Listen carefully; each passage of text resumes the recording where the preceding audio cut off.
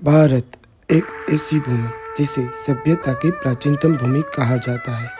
इसी भारत के पश्चिमी तट पर लगभग 6500 किलोमीटर में फैला हुआ गुजरात का सौराष्ट्र, जिसके एक तरफ रेगिस्तान, दूसरी तरफ हरियाली और तीसरी तरफ फैला हुआ है अरब सागर। ये वो क्षेत्र है जहाँ पर बसती है एक ऐतिहासिक नगरी द्वारिका। गोमती नदी और अरब सागर को जोड़ती विश्वास, श्रद्धा और ऐतिहासिक नगरी यानी द्वारिका।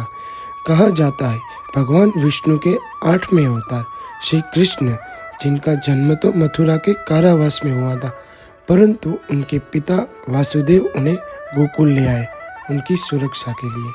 यहाँ पे इन्होंने कई लीलाएं दर्शाई और कुछ वर्षों बाद मथुरा के क्रूर राजा और उनके मामा कंस का अंत किया और मथुरा के राजा बने। कंस के ससुर जरासंध के बार बार मथुरा पे आक्रमण करने की वजह से वो समग्र मथुरा वासियों को ले मथुरा छोड़ और सौराष्ट्र की ओर चल पड़े। सौराष्ट्र में आके उन्होंने समुद्र देव से जमीन ली और देवताओं के आर्किटेक्ट विश्वकर्मा द्वारा रातों रात एक स्वर्ण नगरी का निर्माण करवाया, जिन्हें द्वारका कहा गया।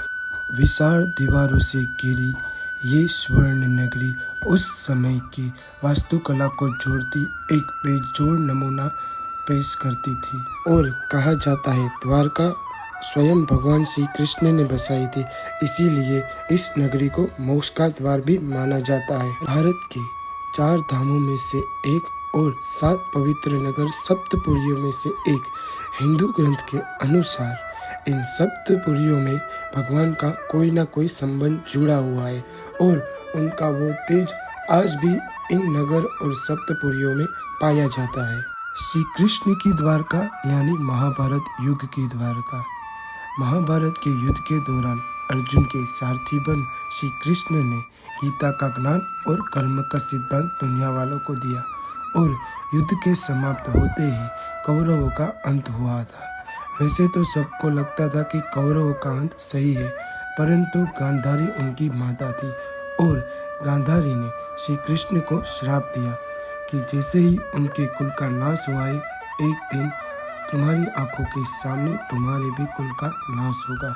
और गांधारी माता के इस श्राप के 36 वर्ष बाद श्री कृष्ण के कुल का अंत हुआ और समग्र द्वारका समुद्र में ध्वस्त हो गई। हमारे हरिवंश पुराण में कहा गया है जब द्वारका का विनाश हुआ था तब श्री कृष्ण उसके पहले ही द्वारका को छोड़ चुके थे।